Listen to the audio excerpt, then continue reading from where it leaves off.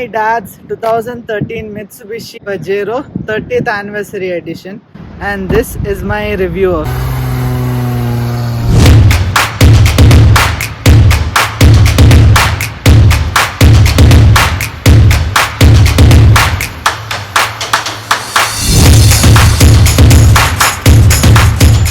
The Mitsubishi Pajero is an iconic off-roader that needs no introduction. It has won the Dakar Rally race 12 times in the 26 times that it has entered. It is the record holder for the car that has won the most races in the Dakar Rally, with 7 of them being consecutive wins.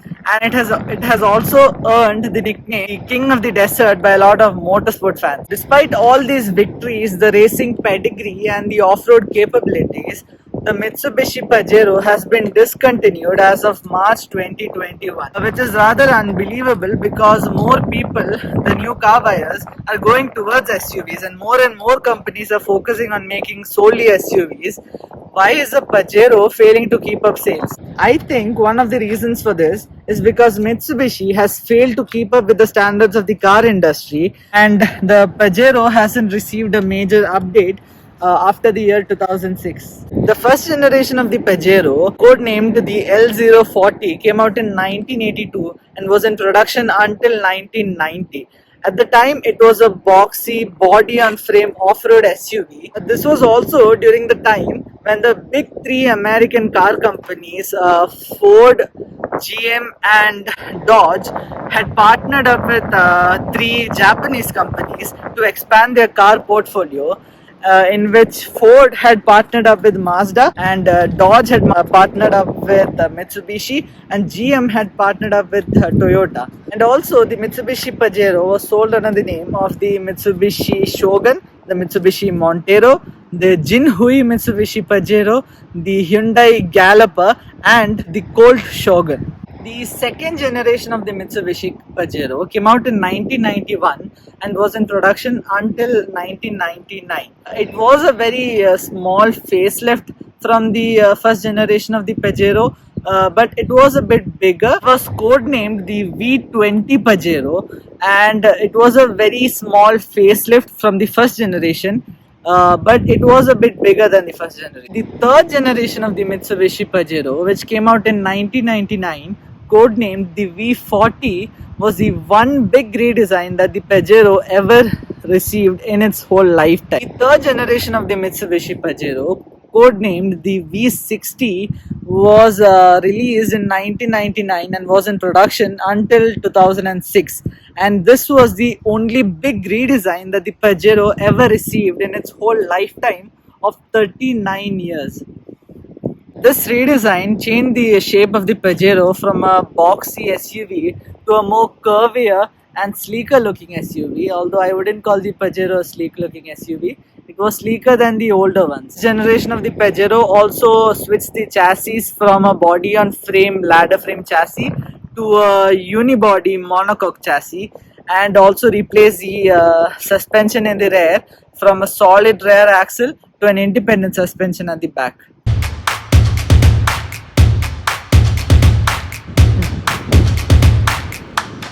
Then there's this, the last and final generation of the Mitsubishi Pajero, the fourth generation, codenamed as the V80, which was in production from 2006 until 2021. The fourth generation of the Pajero also received a redesign, but it was a small evolution from the previous generation of the Pajero.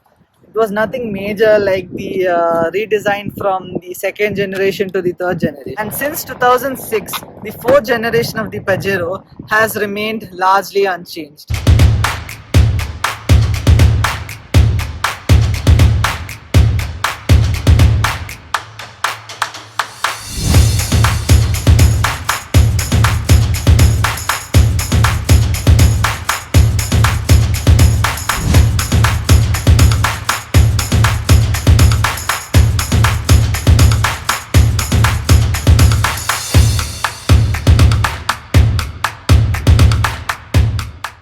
Now with the history out of the way, let's start the review of the Mitsubishi Pajero. So according to me, the Pajero is a very good looking SUV. It looks best from the back, from this angle. Let's start with the name Pajero. Although the A in this Pajero is missing, which is a quality problem in a lot of Pajeros we see. This is not the only one. But let's start with the naming convention that Mitsubishi has come up with. Pajero is named the Pajero for the Middle Eastern market and also the Australian markets, but it is renamed as the Montero for the American and Indian markets, and it is also renamed as the Shogun for the European market. So all these naming conventions that Mitsubishi has adopted is rather confusing, because other than the Montero, the Shogun, and the Pajero, there's also another class of vehicles called the Pajero SFX, the Montero Sport, and also the Pajero Sport. Those are not the real Pajeros. The Pajero, the Montero, and the Shogun are the real Pajeros. The Pajero Sport, the Pajero SFX, and also the Montero Sport are different cars that are named after the Pajero. Those are not the real Pajeros. Our Pajero here is the GLS trim.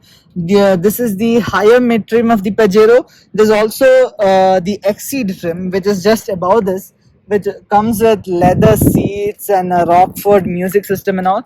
This is the GLS trim, also with the 3.5 liter V6. I'll discuss more about the engine when we get to the front. And this, as you can see with the badge here, is the 30th anniversary edition of the Pajero. So at the back of the Pajero, we have this roof spoiler here. This comes in the GLS and XC trims. It doesn't come in the lower toe. Then we have the back glass wiper. We have a tow hitch if you want to tow something. And we also have recovery hooks at both the ends. So a rather unpretentious exhaust, which is rusted and was rusted from the first day we picked the car up. The Pajero can be opened by this latch here under the spare tire. And we are greeted with a large boot space. We have a third row seating under here. I'll show you how to put it in. It's not a very easy or elegant process. On the contrary, it's rather difficult to put the seat up. And once you put the seat up, you realize it's for very, very small children, and there's no leg room there, and there's also no headroom. You don't have headrest, so in case of a collision you'll get whiplash and your neck is toast. I'll show you what it is like to sit in the third row seats in just a moment.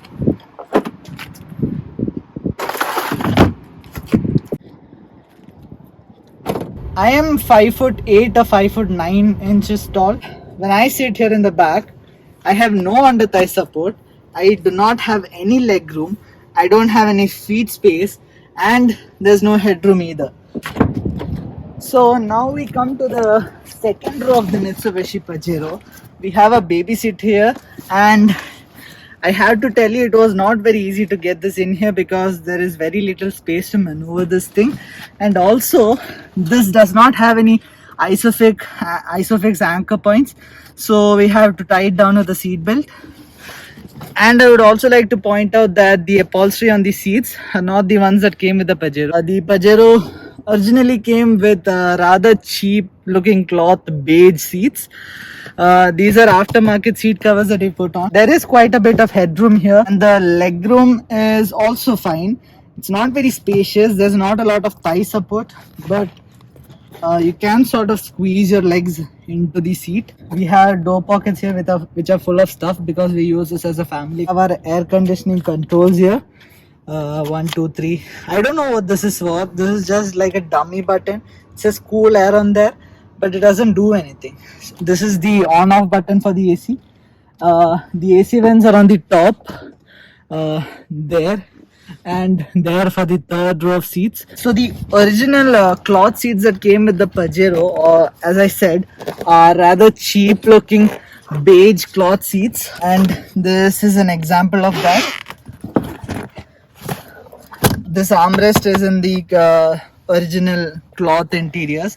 We haven't stitched it in. This is just a seat cover. This armrest is somewhat useful. We have two cup holders here if you open this, and it has adjustable pin. Close it up, and now we'll move on to the front of the car. So now we get into the front passenger side seat of the Pajero. So on the driver's seat, you do get power adjustment for these seats, but the passenger side, we have this lever mechanism as in every other car. They don't offer lumbar support on the passenger side, so it gets somewhat uncomfortable on long rides. It does get a lumbar support on the driver's side, just not on the passenger side. So the glove box here is rather cheap and flimsy one, because we had to change it once after we got the car because the first one had jammed inside. And we have a small storage area in here. Also, we have the USB port for the audio system here, and also an auxiliary port, which I haven't found a use for yet. We have this fake wood trims on the dashboard and also on the doors there. The sun visors, they do have a mirror in them which are illuminated, and they can open, and but they do not extend out, they just stay in this position. And this has started cracking after 7 or 8 years they've owned the car. This has started cracking. This thing here, I don't know what it's for. I'm guessing this is the mic for the hands-free audio system. And we have a huge sunroof here. It's not a panoramic sunroof, but it's larger than a normal sunroof you get in cars. It's a huge sunroof. We have grab handles over here, which are also rather flimsy because one of them broke the grab handles on the back seats.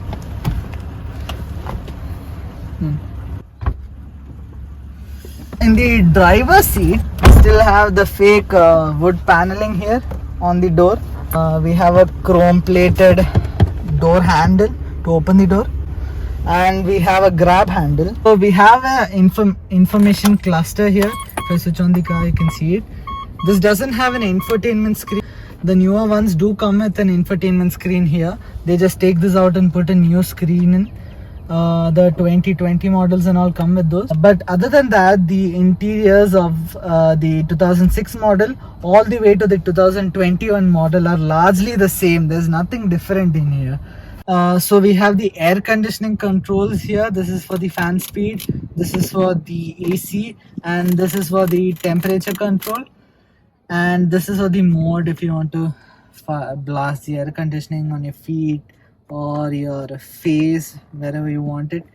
And this is the controls for the media. This does have Bluetooth connectivity, so you can play. We do have a 6-speaker audio system, which is not a lot of speakers by today's standards. But the XC trim does get 9 speakers. This has 6. It sounds good, not amazing. It sounds good. We have the controls for the audio here. This does have a 6 CD system, which is relevant these days because no one uses CDs. The radio controls here, you can choose these channels, you can program these buttons for the channels and all the basic stuff. Now we come to this part. This is a card holder, and this is a small cubby area. You can put stuff in there. This is the 12-volt socket in the car. We have one here and one at the back in the boot. There's a blank switch here. In the higher trims, the Exceed, it comes with heated seats here. The switches for the heated seats come here. And there's another mic here at the bottom to receive the driver's audio while on hands-free calls. And now the gear selector. This is a 4-speed automatic transmission, which is archaic because most transmission have more than 6 speeds nowadays. Then this is just a 4-speed. Parking, rear, neutral and drive, we can put it into manual if we whack it to the right. Plus is up and minus is down, which is the wrong way because minus should be up and plus should be down. Anyways, it's not a sports car, it's an SUV. So this smaller gear selector over here, this is for the transfer case. In 2H it means too high, so we're in rear wheel drive mode. They show a diagram in the gauge cluster. So 2H is rear wheel drive mode, and 4H, which is 4i, is 4-wheel drive mode. Specialty of the Pajero is that in the competitors of the Pajero, like the Toyota 4Runner, they do not have a 4-wheel drive that can be used on the road. They have 2-wheel drive which can be used on the road, 4-wheel drive which can only be used in slippery conditions because otherwise it would cause binding. In the Pajero, we can use a 4 high even on road. Then over here we have 4 HLC, which means 4 high with a locked center differential. This car has two differentials, one in the center, one in the rear. The rear differential can be controlled by this button over here. It says RD lock, rear differential lock. This can be locked only once the center differential is locked. So if we put it into 4 HLC, it means that the transfer case is in 4 high with a locked center differential. Then we have 4 LLC, which means 4 low locked center differential. 4 LLC low range gives us a lot of torque when we're doing serious off-roading. 4 LLC comes in handy because it gives a lot of torque. It multiplies the torque produced by the engine, and it also locks the center differential. We can lock the rear differential while in 4 HLC or 4 LLC. We can't lock it in 4H because the center differential is not locked. In the 4 HLC and 4 LLC, which means 4 low locked center differential, we can then lock the rear differential. So we have an old school manual handbrake here. It's not an electronic one. We have a small space here which is useless for anything. We can't put anything in there. We have a cup holder, 2 cup holders here, which are not size adjustable. They're just big cup holders. So if you put small coffee cups in there, you'll not be able to pick them up, and they will spill out if you take a hard turn or something. So we have a center console here, and it is refrigerated. It's not super cold or something. It's just redirected air vent from the AC system of the car. So it's cold, not chilly. Pajero came with these tools in this shallow center console storage. The second one we have. And there's a spanner in there. I don't know for what. But this is a tire pressure checking thing. You can check the tire pressure and also deflate it if you want to go off-road. And so the one thing I absolutely hate about the Mitsubishi Pajero is the use of cheap plastics everywhere. Every single part you touch in this car is made of cheap and rough plastics. So the dashboard is cheap and rough. The A-pillars are cheap and rough. The door sills are cheap and rough. The underside of the doors are also cheap. Every plastic in here is very cheap, very rough, and very scratchy too. And also the build quality of the Pajero, it feels rather flimsy because as you can see, you can just pop this in and out very easily. The whole thing shakes very easily, and all the cubby doors and everything shakes. The center console shakes. So the quality is not very good in the Pajero, and we have a switch over here which keeps falling out no matter what we do. It's the fog light switch actually, and it started falling out from day one when we got the car. It's not after 7 years. It started falling out from the first day that we got the car, and it has never been fixed until. In the steering wheel here, we have the buttons for the hands-free audio system. You can accept, decline the calls here. This is for the voice controls. The voice controls do not work. The voice assistant here is very dumb. She can't understand anything that we say, phone numbers or anything she can't understand. We have the cruise control settings over here, the on off and the acceleration, cancel button and all. The steering is also made of cheap plastics in the center. The outer rim is made of leather, but the inner part of the steering, the horn part, is made of cheap plastics too. And then we have the mode button, the volume button, and also if you want to change the channel or the track, we have the buttons here. So in the gauge cluster, the RPM gauge over here, as you can see, this engine revs up to 6000 RPM. Then we have the engine heat monitor, we have the fuel indicator here and the speedometer. And we also, as I said, have this display over here which shows us which mode we are in. If we put it into 4 high, the front wheels will also start blinking, and if we start moving, the four-wheel drive will engage. And if we put it for HLC, the center differential will lock over here, and if we lock the rear differential, the differential will also lock here. So we can also see if some doors are open. Then we have the odometer and the trip gauge and all here. As you can see, we have done 101,000 kilometers here. We have the light controls here, the indicators and all. And over here we have the wiper button, and on this side we have the power mirror controls, the parking sonar, and on this side here,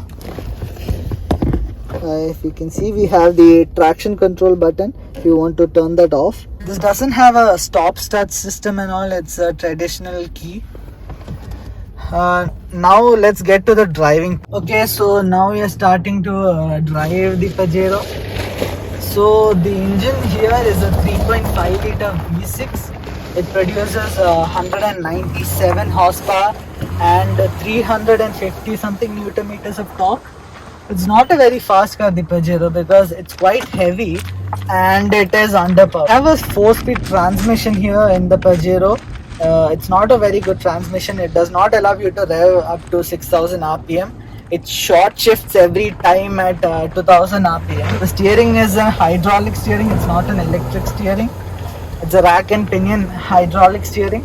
Even though it has independent suspension at the rear and also at the front, and also the unibody monocoque chassis, it's not a very comfortable car to sit in. It's very uncomfortable on the contrary. Now we are coming up to a small off-road section because the Pajero was not built to go on the road. It was built to do this. It was built to go off-road. So we'll do a bit of off-road portion here.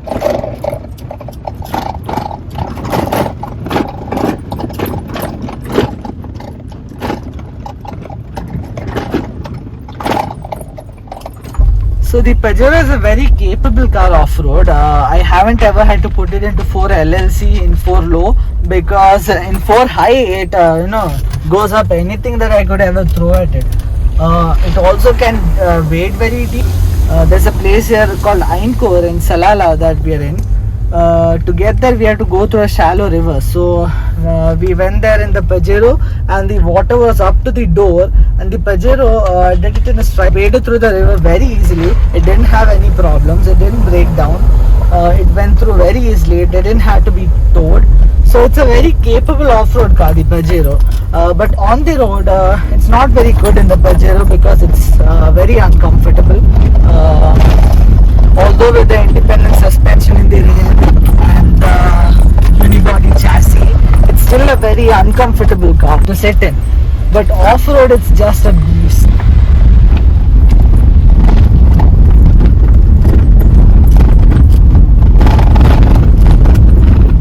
Now, when it comes to the dynamics of the Pajero, it does not work well as a sports car. It's pretty obvious that it's not a sports car, but it doesn't feel like one either because the steering is very vague, and if you put it into manual mode here, it does produce a very nice sound because of the V6, but dynamically speaking, the Pajero is not a very good car because it dives and pitches and rolls. There's a lot of body roll in this car.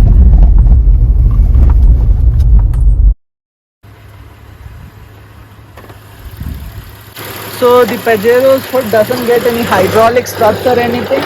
So the engine in this Pajero is a 3.5 liter V6. It's a 36 volt naturally aspirated engine. It produces 197 horsepower and 350 Newton meters of torque. It's a very noisy engine. The hood does not get any hydraulic struts.